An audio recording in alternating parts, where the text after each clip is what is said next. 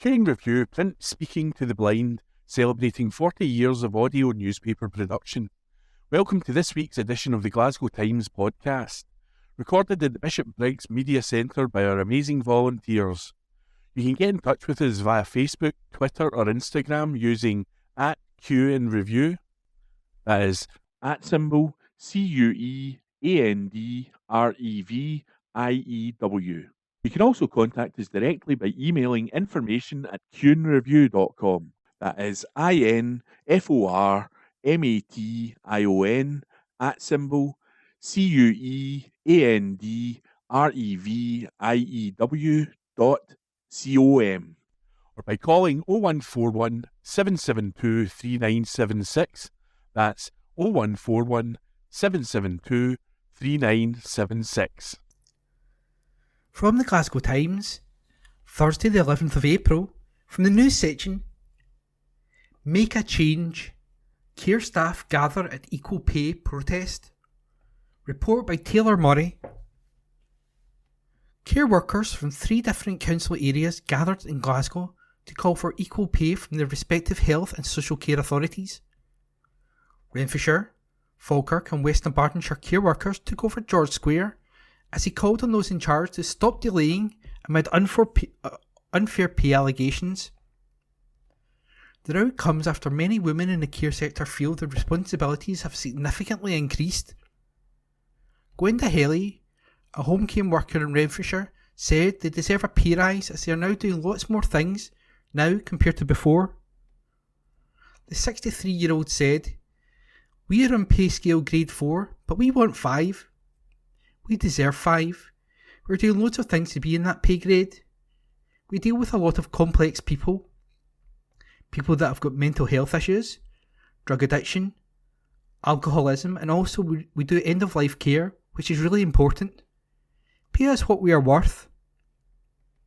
An offer had been put on the table for the care workers ahead of the joint gathering, however, it was rejected. Although the exact details of the latest offer were not revealed, it was described by one worker as simply not good enough. First Minister Hamza Yousaf was urged to intervene last week amid concerns that councils are not responding quickly enough to the disputes. The GMB has warned that higher pay grades could retrospectively be added, with workers claiming up to 5 years back pay and effectively bankrupting some councils. Fiona O'Brien, a home care worker in Renfrewshire and a GMB representative, says the walkouts are based on an unfair job evaluation process and carers are doing jobs way above their pay grade. She said, "The job has always been quite complex. People with complex needs, the elderly, they're vulnerable. We are expected to administer medication, which is way above the pay grade that we are. We really shouldn't be doing that.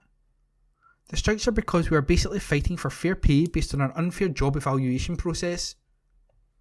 This is to gather awareness that our authority is paying us way less than other local authorities across Scotland. For far too long we have been underappreciated, undervalued and underpaid. It's time to make a change." A spokesperson for Renfrewshire Health and Social Care Partnership said, "Negotiations between the Health and Social Care Partnership with all trade and unions continue."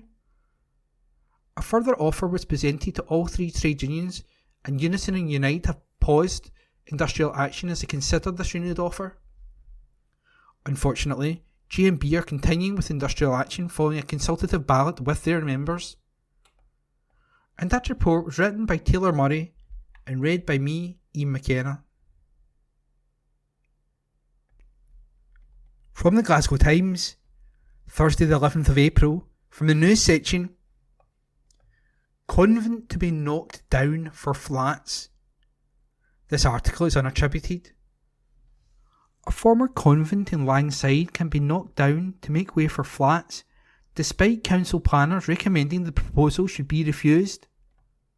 Glasgow's planning committee has approved a proposal to build 16 homes for private sale across a 5-storey block on a site at 32 Mansion House Road, currently occupied by a sandstone villa which was formerly part of the Bon Secours Hospital. Officials believe the plan should be rejected as it would unacceptably harm the amenity of existing properties at 36A Mansion House Road, due to the loss of daylight to habitable rooms. There were also almost 80 objections from members of the public, with opponents calling for the building to be saved. Planners initially said the project could go ahead, but changed their recommendation when new information on how the planned flats could cause a loss of daylight to nearby homes was received. Representatives for the applicant, Surplus Property Investments Limited, argued the single issue of daylighting should not be significant enough on its own to change the position from one of support to refusal. After a hearing this week, one of the objectors, Peter Kelly of Camphill Avenue, said residents had been shocked and disappointed by the decision. Not only does it fly in the face of the recommendation to reject the planning application from their own officials, but it is contrary to the view of the local community council and 78 residents that lodged complaints. It also goes against the stated intentions of council policy to retain historic standalone buildings in Glasgow whenever possible. Instead of listening to local people and their own officials, councillors have opted to side with the developers in construction of more luxury flats. The planning committee voted 7-2 in favour of granting planning permission, with only the chair, Councillor Ken Andrew SNP, and Councillor Kenny McLean SNP supporting the view of officials. Councillor Thomas Kerr, Conservative, said, "We have seen what has happened in Bridge Street. India buildings roof collapse to buildings that end up in a state of disrepair. I'm worried the longer we leave this building, the longer that's going to be the situation it could be in." He added that the city is facing a housing crisis and the daylighting issue is a minor detail. "I don't think that's a reason to refuse," he said. "I believe no matter how we try to develop on this site, because of the nature of the site, this is going to be tricky." Councillor Andrews said he acknowledged the housing crisis, but producing buildings that are then impacting on other residents is not the way forward. That's how we end up with over-concentration of housing. Officials reported the building isn't listed or within a conservation area, and the developers have shown restoration isn't financially viable. The report added the proposals would have a negative effect on the least 4 habitable rooms at 36A Mansion House Road. In all cases, this is the sole source of natural light to these rooms, it stated. An official told the hearing that the planning department has started to take a more considered approach to the assessment of daylighting. "Previously, we had not picked up the failure to these properties," he said. Gary Mappin, director at Iceni Projects, the applicant's agent, said, "In my experience, it would be unusual for a development of this nature in such a location to fully satisfy daylight and sunlight criteria." And that article was unattributed. From the Glasgow Times, Thursday the 11th of April, from the news section, "New cameras detect hundreds of offences." This article is unattributed. Hundreds of speeding offences have been detected since new average speed cameras were installed on the M8 last week. Safety Cameras Scotland has revealed that 745 offences have been recorded since April the 2nd. We previously reported that the temporary cameras are enforcing a 40 mph speed limit on part of the motorway. They are situated on the M80 southbound at Junction 1, leading on to the M8 westbound between junctions 13 and 14. Visible signage is in place advising motorists that there are temporary speed restrictions. The cameras come as Amy, on behalf of Transport Scotland, is carrying out essential resurfacing works on the M8 eastbound, which includes the M80 off-slip road at Junction 1. The minimum penalty for speeding is £100 and 3 penalty points. Alan Bowater, West Safety Camera Unit Manager, said, "We would like to take this opportunity to remind motorists that the average speed cameras on the M80/M8 are currently enforcing. Regrettably, 745 offences have been detected in the first week, with some motorists travelling at speeds of 70 mph through the area, which is unacceptable. Most drivers are travelling responsibly. However, there are some drivers ignoring the temporary 40 mph speed limit and putting themselves and other road users at risk of injury." And the article was unattributed. From the Glasgow Times, Thursday the 11th of April, from the news section. Police launched... Probe launched into death of serial killer Tobin. This article is unattributed. An investigation into the death of serial killer Peter Tobin has been launched. Tobin, who was serving a full life order sentence, died on October the 8th, 2022 at Edinburgh Royal Infirmary. He had been an inmate at Her Majesty's Prison, Edinburgh, where he was taken to hospital on September the 9th, 2022, following a fall in his cell the previous night. Tobin was convicted of the murders of Angelica Kluck, 23, Vicky Hamilton, 15, and Dina McNichol, 18. He raped and stabbed Polish student Kluck at a church in Glasgow's Anderston in 2006. He was also nailed for killing Hamilton, of Falkirk, and McNichol, of Essex, both in 1991. The killer, who died aged 76, has long been suspected by police of murdering several other women, as he lived under more than 40 aliases and more than 150 cars in his life. Now, the Crown Office and Procurator Fiscal Service, COPFS, has lodged a first notice to begin the court process for a fatal accident inquiry, FAI. He had been receiving palliative care before his death as his health worsened. He was monitored by GOA officers at all times while in hospital.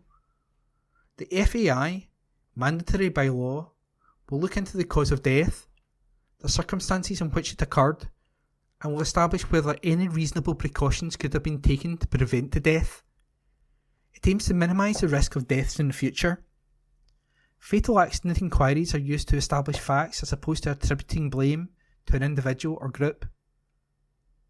Procurator Fiscal Andy Shanks, who leads on fatalities investigations for the COPFS, said, "The Lord Advocate considers that the death of Peter Tobin occurred while in legal custody, and as such a fatal accident inquiry is mandatory."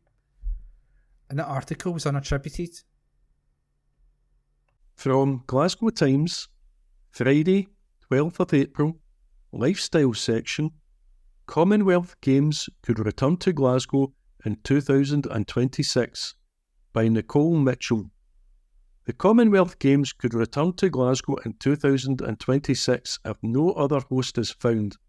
Glasgow could step in with a scaled-back offering, the BBC reports, after the Australian state of Victoria withdrew as host in July because of rising costs.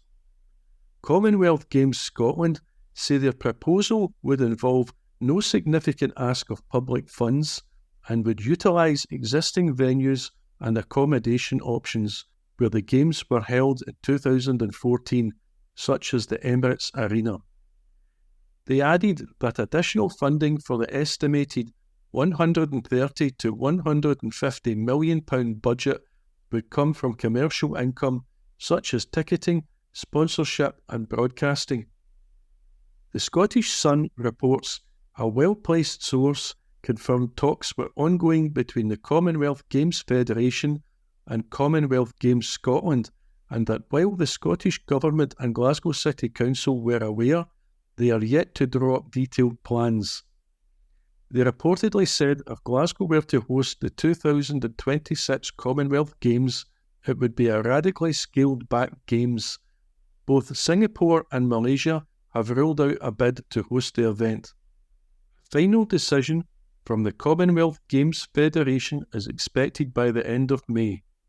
Glasgow City Council has been contacted for comment. That article was written by Nicole Mitchell. From Glasgow Times, Friday, 12th of April, ITV's Lorraine. Fans ask for show to be renamed Christine, by Matthew Evans.